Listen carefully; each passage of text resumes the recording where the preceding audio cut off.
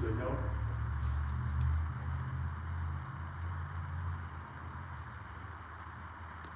You owe me a hug. Yes, we could all use a hug.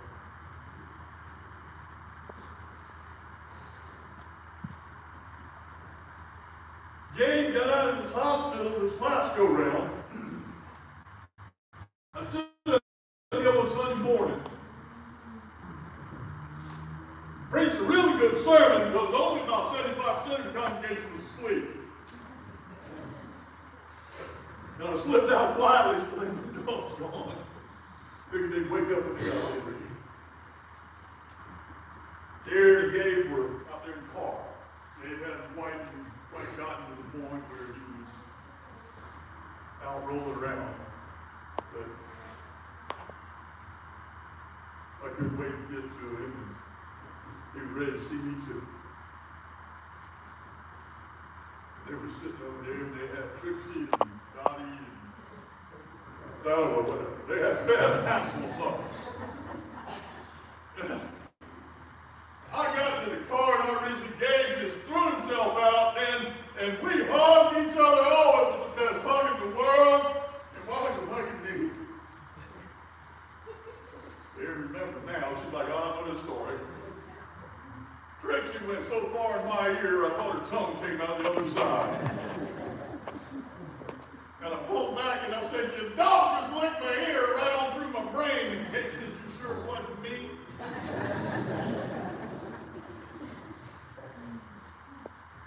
I don't know. I think it was that day Gabe and I had talked about some of his days of struggle. He told me that he was working in Charleston years ago. He said that a friend of his had invited him to church. And so he said, okay, he went. And he said, I got there and it was a pretty rowdy Pentecostal holiness church. And he said they got everything going pretty good. The preacher started hollering and jumping up and down. He asked, is anybody here who wants to get closer to God? And Gabe said, I held up my hand along with 6 or 8 other folks, and they called us up on the stage. But it was a holiness church. And the preacher started going down the line, and he'd say, had his microphone in his hand, and he'd say, and the Lord spoke in tongues, and he'd hold the microphone up to him, and he said whoever was standing there would start just, and he said, I don't do it. He said, I stood there until the preacher got to me, and he said, and the Lord said, and he said, the preacher took the microphone and poked me in the top of my head and said, I don't guess you know, the Lord said, and stuck the microphone back in his face. He said, I don't know. Preacher took the palm of his hand, this time and bopped Gabe right on top of his hand and said, the Lord said. And Gabe said, what? And he looked at me and said, well, I was getting tired, I didn't hit the hand.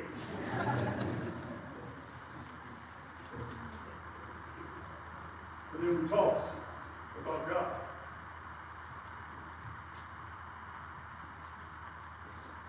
You know, Gabe,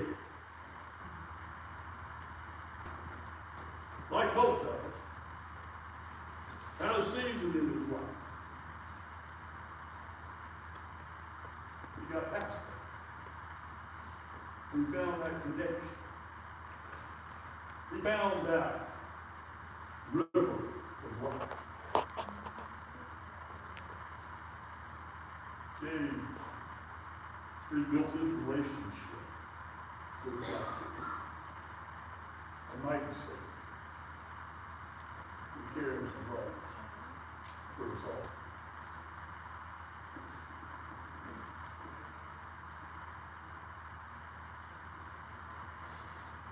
You know, the river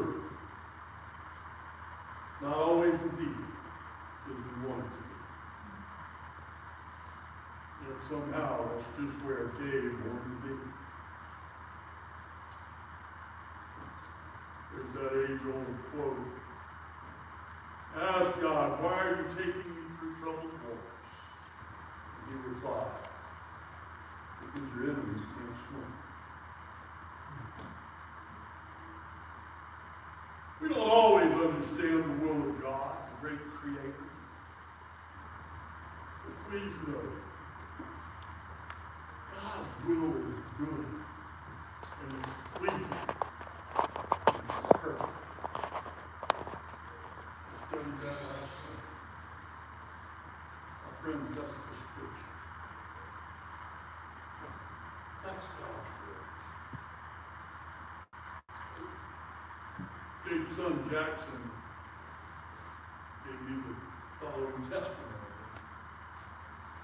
and asked me to read it. Let's listen to these loving words from his son. Dean Gabriel Nelson, a husband, a father, a son, a friend, a man of many different things, but above all, he was a good man. A man who cared, a man who loved his family, a man who never stopped going. A rarity in this day and age, as well as tragic for us. But we are all in mourning. I wish to leave you all with a viewpoint. Life is a journey with various chapters, ups and downs. Though his life may have ended, ours continue on. And the end of another chapter of our life, as well as the beginning of a new. Some may lament that he left so many unfinished projects. Well, I will amusingly say, even if he did make it to the age of his father before him, he'd likely still have just as many unfinished projects as he does now. As after all, the man was one of the hardest workers in his family. Even when sick, down, or even recovered from 3 major heart surgeries, he never stopped working. Though the future may remain uncertain, I ask that you carry on the good memories he has left us and take it forward to work towards creating a brighter future. To end with a quote from the man himself. Do what you can while these powerful words from his son so far. I could only wish that I could hear his son.